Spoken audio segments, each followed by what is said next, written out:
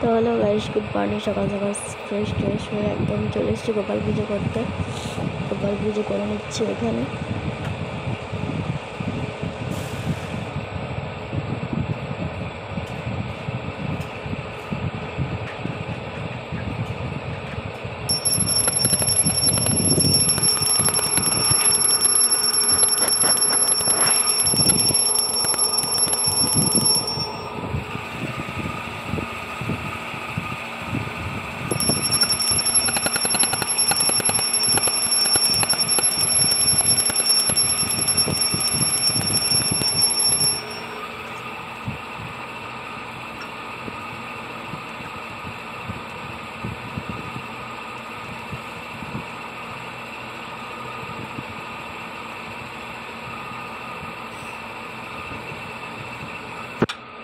তো এখানে আমার গোপাল পুজো প্রায় শেষ হয়ে গেছে।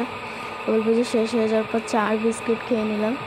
চা বিস্কিট খাওয়ার পর টিফিন করে নিলাম মুড়ি আর চানাচুর দিয়ে। আজকে আমাদের লাঞ্চে মেনু ছিল ভাত, ডাল, আলু ভাজা। দিয়ে রাত্রে একটু চা বিস্কিট বৌদি আর আমি মিলে দুজনে মিলে খেয়েছি।